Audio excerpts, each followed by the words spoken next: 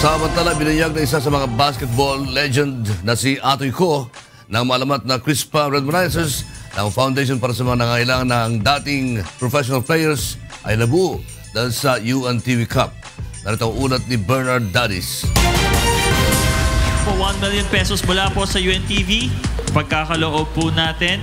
Kasabay ng championship game ng AFP Cavaliers at PNP Responders sa UNTV Cup Off-Season Executive Face-Off sa Smart Araneta Coliseum noong Lunes ng gabi ay formal nang ipinakilala sa publiko ang samahan ng mga dating professional na basketballista sa bansa.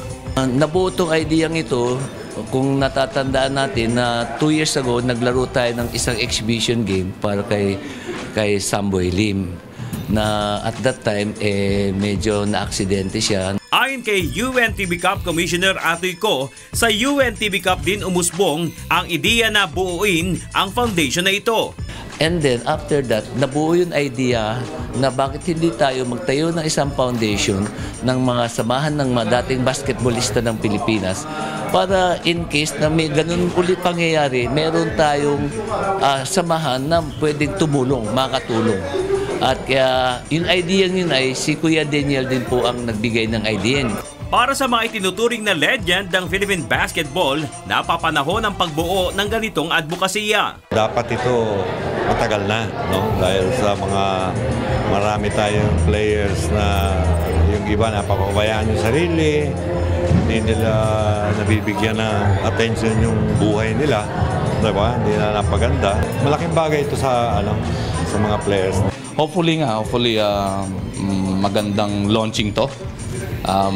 Maraming makapansin at sa mga naging basketball fanatics nung araw na naging successful sa mga negosyo and sa mga buhay-buhay and kung makatulong, and it's a good welcome to the group.